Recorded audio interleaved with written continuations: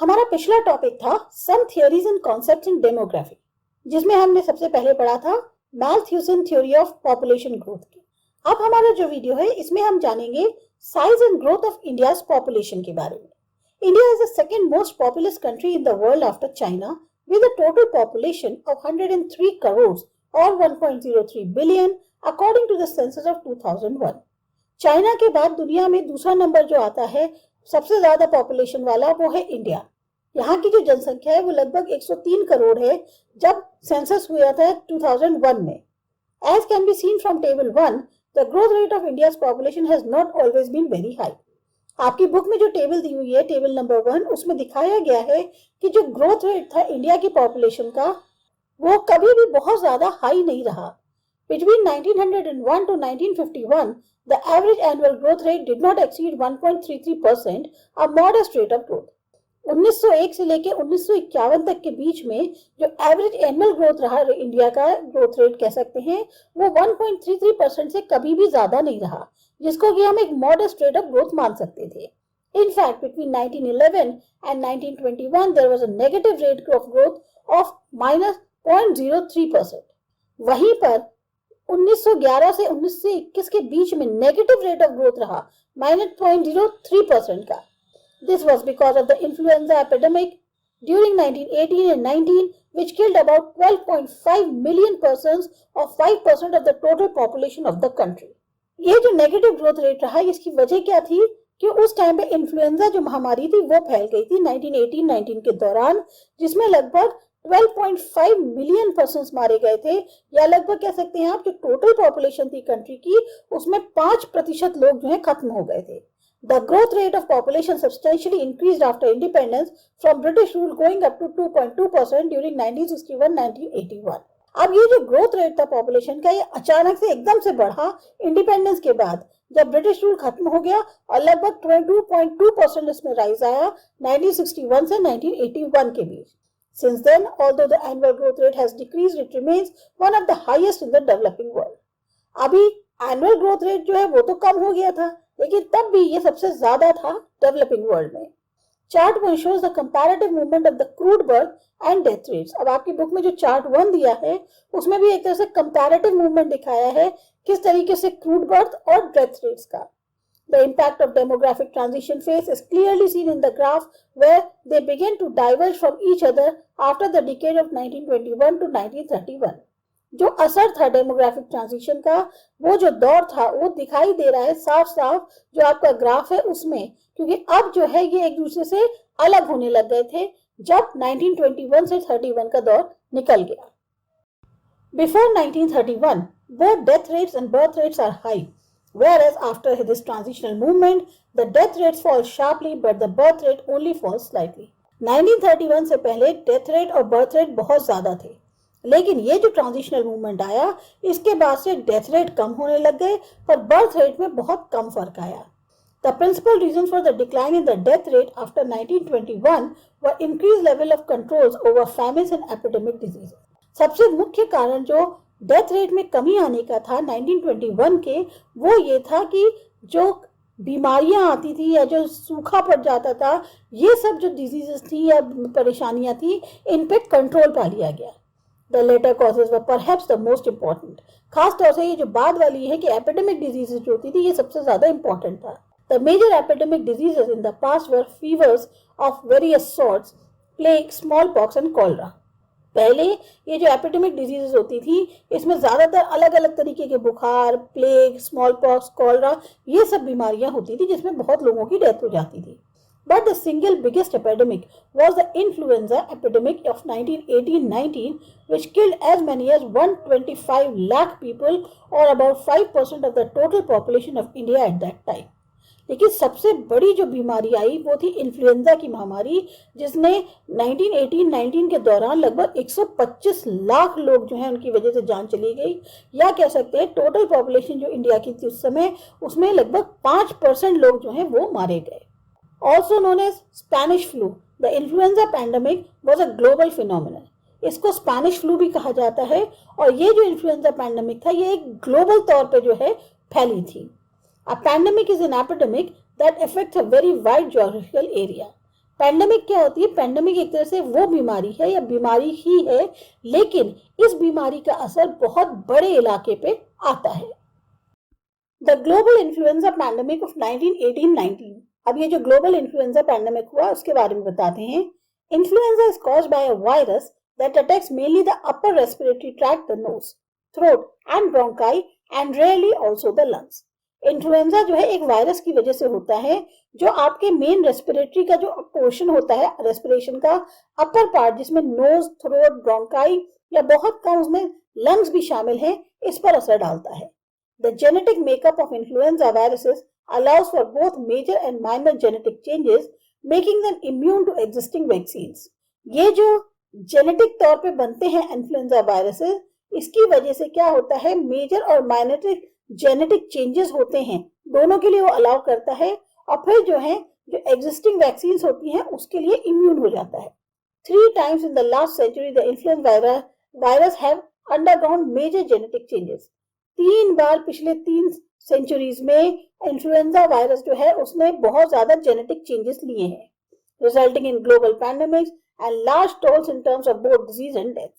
नतीजा क्या होता है? ग्लोबल तौर पर भी महामारी आ जाती है और इसमें जो है डिजीज और डेथ दोनों ही बहुत ज्यादा मात्रा में होते हैं। The most infamous pandemic was Spanish flu, which affected large parts of the world population and is thought to have killed at least 40 million people in 1918-1919। सबसे ज्यादा जो पेंडेमिक आया है वो है स्पेनिश फ्लू, जिसने बहुत बड़ी पॉपुलेशन दुनिया की उस पर असर डाला और लगभग 40 मिलियन लोग जो हैं वो मारे गए 1918-19 के दौरान। More recently, 2 other influenza pandemics occurred in 1957 and 1968 and caused significant morbidity and mortality globally. इसके बाद भी 2 और इन्फ्लुएंजा पैंडेमिक्स आए, 1957 में एशियन इन्फ्लुएंजा और 1968 में हांगकांग इन्फ्लुएंजा। इसकी वजह से भी जो डिजीज की संख्या थी लोगों में वो बढ़ती जा रही थी और मोर्टेलिटी यानी लोगों की डेथ भी बहुत ज्यादा हो रही थी। The global mortality rate from 1918-19 Spanish flu pandemic is not known, but is estimated at 2.5 to 5% of the human population, with 20% of the world population suffering from the disease to some extent. ये जो global mortality rate था 1918 से 19 तक का Spanish flu pandemic की वजह से, ये पूरी जानकारी तो नहीं है, लेकिन जो एस्टिमेटेड लगाया गया है कि लगभग 2.5 से 5% जो है ह्यूमन पॉपुलेशन थी जो इस पे अफेक्ट हुई थी, और उसमें 20% जो वर्ल्ड पॉपुलेशन थी वो इस डिजीज से सफर कर रही थी काफी हद तक। Influenza may have killed as 25 million in its first 25 weeks. In contrast, AIDS killed 25 million in its first 25 years. Influenza ने जो है लगभग 25 मिलियन लोग जो है अपने पहले 25 हफ्तों में मार दिए। वहीं पर जो एड्स थी उसने 25 मिलियन मार दिए अपने पहले 25 सालों में। Influenza spread across the world killing more than 25 million in 6 months. तो इन्फ्लुएंजा पूरी दुनिया में फैल रहा था इन्फ्लुएंजा जो है, और उसने 25 मिलियन के करीब लोगों को खत्म कर दिया 6 महीने के अंदर। Some estimates put the total killed at over twice that number, possibly even 100 million. कुछ लोग ये भी मानते हैं कि एस्टिमेट जो है उसके अनुसार लगभग जितनी संख्या बता रहे उससे दुगनी संख्या में लोग मारे गए थे, शायद 100 मिलियन के करीब। In the United States, about 28% of the population suffered and 500,000 to 675,000 died. United states में 28% पॉपुलेशन से सफर कर रही थी, 500,000 से लेके 675,000 लोग जो है मारे गए थे। इन ब्रिटेन 200,000 डाइड, ब्रिटेन में 200,000 मारे गए। इन फ्रांस मोर देन 400,000, जबकि फ्रांस में 400,000 से ज्यादा लोग मारे गए। Entire villages perished in Alaska and southern Africa, पूरे गांव के गांव खत्म हो गए अलास्का और सदर्न अफ्रीका में, अफ्रीका जो था। In Australia, an estimated 10,000 people died, and in the Fiji Islands. वहीं ऑस्ट्रेलिया में देखा जाए तो 10,000 के करीब लोग मारे गए। ऐसे ही हुआ फिजी आइलैंड्स में भी। 14% of the population died during 2 weeks. 2 हफ्तों के अंदर 14% पॉपुलेशन खत्म हो गई। And in Western Samoa 22%, और वहीं वेस्टर्न सैमोआ में 22%. An estimated 17 million died in India, about 5% of the India's population at that time. वहीं भारत में 17 मिलियन लोग मारे गए और जिसमें लगभग इंडिया की 5% पॉपुलेशन पूरी की पूरी खत्म हो गई थी। In the British Indian army almost 22% of the troops who caught the disease died of it. जो ब्रिटिश इंडियन आर्मी थी उसमें 22% जो ट्रूप्स थे वो पूरी तरह से डिजीज के कारण नष्ट हो गए। While World War I did not cause the flu, the close quarters and the mass movement of troops quickened its spread. जो वर्ल्ड वॉर 1 था वो नहीं था कारण फ्लू का, लेकिन ये जो क्लोज क्वार्टर्स होते हैं, ये जो मास मूवमेंट्स होते हैं ट्रूप्स के, इसकी वजह से और तेजी से फैल गया। It has been speculated that the soldiers' immune systems were weakened by the stresses of combat and chemical attacks, increasing their susceptibility to the disease. यह सोच माना जा रहा था कि जो सोल्जर्स थे उनके इम्यून सिस्टम जो है कमजोर पड़ गए थे क्योंकि लगातार लड़ाई हो रही थी, केमिकल अटैक्स हो रहे थे और इसकी वजह से उनकी जो डिजीज को झेलने की क्षमता थी वो कम होने के बजाय उनके ऊपर डिजीज जल्दी असर करने लग गई थी। Improvements in medical cures for the diseases, programs for mass vaccinations, and efforts to improve sanitation help to control epidemics.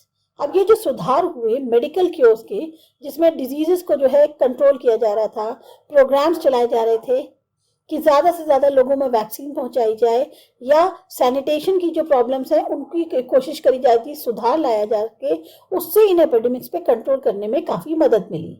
However, diseases like malaria, tuberculosis, and diarrhea and dysentery continue to kill people even today, although the numbers are nowhere as high as they used to be in the epidemics of the past. कहने को अभी भी जो बीमारियां हैं जैसे malaria, TB, diarrhoea, dysentery, इससे लोग आज भी मर रहे हैं, लेकिन जो उनकी संख्या है वो उतनी ज्यादा नहीं है जैसे कि पहले होती थी। Surat witnessed a small epidemic of plague in September 1994, while dengue and chikungunya epidemics have been reported in various parts of the country in 2006. सूरत में जो है एक छोटी सी महामारी हुई थी प्लेग की सितंबर 1994 में। वहीं डेंगू और चिकनगुनिया जो है इस तरह की जो बीमारी आई थी ये कई हिस्सों में आई थी कंट्री के 2006 में। Famines are also a major and recurring sources of increased mortality. Famines यानी ये जो सूखा पड़ जाता है, खाने की जो कमी हो जाती है, ये बहुत बड़ा कारण बना मोर्टेलिटी का। Famines were caused by high levels of continuing poverty and malnutrition in an agroclimatic environment that was very vulnerable to variations in rainfall. अब famine क्या हुआ, क्यों हो रहा था इतना ज़्यादा? क्योंकि गरीबी बहुत ज़्यादा बढ़ती चली जा रही थी, कुपोषण होता चला जा रहा था।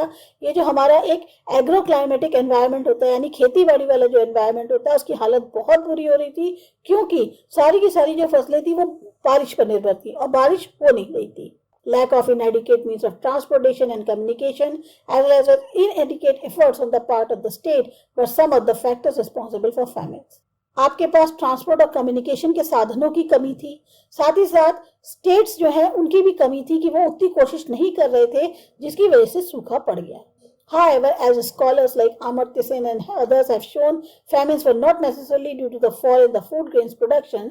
They were also caused by the failure of entitlements or the inability of the people to buy the otherwise obtained food. जो स्कॉलर्स हैं अमर्त्य सेन या कुछ और हैं उन्होंने ये बताया कि फैमिन्स जो होते हैं वो ज़रूरी नहीं है कि खाली फूड ग्रेन के प्रोडक्शन की वजह से ही हो, इसके और भी कारण हो सकते हैं जैसे फेलियर है एंटाइटलमेंट का, यानी कि लोगों की इतनी एबिलिटी या क्षमता नहीं है कि वो और कुछ खाना खरीद सके। Substantial improvements in the productivity of Indian agriculture especially through the expansion of irrigation, improved means of communication and more vigorous relief and preventive measures by the states have helped to drastically reduce deaths from famine.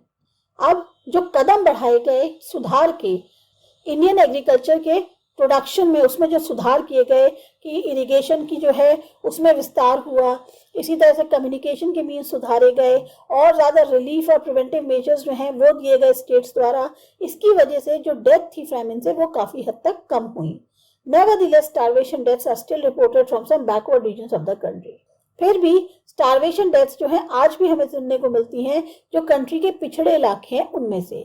The National Rural Employment Guarantee Act is the latest state initiative to tackle the problem of hunger and starvation in rural areas. अभी ये जो national rural employment and guarantee act है ये सबसे बड़ा कदम उठाया गया है स्टेट्स के द्वारा, जो लेटेस्ट है, ताकि जो हंगर और स्टारवेशन की प्रॉब्लम है रूरल एरियाज में उनसे निपटा जा सके। Unlike the death rate, the birth rate has not registered a sharp fall. अब जैसे डेथ रेट में कमी आई है उस तरह से बर्थ रेट में जो है उतनी कमी नहीं आई। This is because the birth rate is a socio-cultural phenomenon that is relatively slow to change. अब हमारा ये जो बर्थ रेट है ये एक तरह से हमारा सोशो कल्चरल फिनोमिनन है, सामाजिक तौर पे एक ऐसा प्रक्रिया है जो काफी स्लो है बदलने के लिए। By and large, increased levels of prosperity exert a strong downward pull on the birth rate. जैसे जैसे prosperity जो है वो बढ़ेगी उससे जो है बर्थ रेट में कमी आएगी। One infant mortality rates decline and there is an overall increase in the level of education and awareness, family size began to fall. एक बार जो infant mortality rate में कमी आई उससे क्या हुआ, जो एजुकेशन और अवेयरनेस के लेवल है उनमें बढ़ोतरी हुई, फैमिली साइज कम होने लग गए। There are wide variations in the fertility rates across the states of India as can be seen in chart 2। अब आपकी बुक में जो चार्ट 2 दिया है उसमें बहुत ज्यादा वेरिएशंस दिखाए गए हैं फर्टिलिटी रेट्स के, या जो फर्टिलिटी रेट्स होता है पूरे स्टेट्स में इंडिया के अंदर उसके बारे में। Some states like Kerala and Tamil Nadu have managed to bring down their total fertility rates to 2.1 and 1.8 respectively। हमारे यहाँ कुछ स्टेट्स हैं जैसे केरला है, तमिलनाडु है, इन्होंने कंट्रोल कर लिया है, जो पूरा फर्टिलिटी रेट था उसको कंट्रोल कर लिया है, 2.1 और 1.8 आ गया है। This means that the average woman in Tamil Nadu produces only 2.1 children, which is the replacement level। इसका मतलब क्या हुआ, एवरेज विमेन जो तमिलनाडु में है अब उनके सिर्फ 2 या 2 से ज्यादा एक बच्चा होगा, इससे ज्यादा नहीं होंगे, तो ये एक तरह से रिप्लेसमेंट लेवल हो गया। Kerala's TFR is actually below the replacement level, which means that the population is going to decline in the future। अब केरला का ये जो टोटल फर्टिलिटी रेट है ये रिप्लेसमेंट लेवल से नीचे है। इसका मतलब क्या हुआ कि फ्यूचर में ये जो पॉपुलेशन है ये कम हो जाएगी। Many other states like Himachal Pradesh, West Bengal, Karnataka, Maharashtra have fairly low TFRs। वहीं और जो स्टेट्स हैं जैसे हिमाचल प्रदेश, वेस्ट बंगाल, कर्नाटक, महाराष्ट्र, यहाँ के जो टोटल फर्टिलिटी रेट्स हैं वो काफी कम है। But there are some states notably Bihar, Madhya Pradesh, Rajasthan and Uttar Pradesh which still have a high fertility rates of 4 or more। ये जो स्टेट्स हैं 4, बिहार, मध्य प्रदेश, राजस्थान, उत्तर प्रदेश, यहाँ पर अभी भी जो फर्टिलिटी रेट है वो 4 से ज्यादा है। These few states already accounted for almost 45% of the total population of 2001 and they will also account for about half of the additions of the Indian population up to the year 2026। ये कुछ states हैं जो already हमारी जो total population है उसमें 45% तो इन्हीं का है, जैसे पॉपुलेशन इन्हीं की ही 4 की हो जाती है 2001 तक, और हो सकता है कि आगे चल के जो हमारी टोटल इंडियन पॉपुलेशन है 2026 की अगर बात करें तो 50% पॉपुलेशन इन्हीं 4 स्टेट्स की होगी। Uttar Pradesh alone is expected to account for a little less than 1/4 of this increase. Uttar Pradesh की जो फर्टिलिटी रेट है वो एक तरह से 22% जो है पॉपुलेशन का उत्तर प्रदेश से ही काउंट होता है। Chart 3 shows the relative contribution to the population growth from different regional groupings of state। तो आपके में जो चार्ट 3 दिखाया गया है इसमें बताया गया है कि कैसे पॉपुलेशन ग्रोथ अलग अलग रीजनल ग्रुपिंग्स जो है स्टेट्स की उनका कैसा योगदान है। इसके बाद हमारा नेक्स्ट टॉपिक है age structure of the Indian population. ये करेंगे अगले वीडियो में।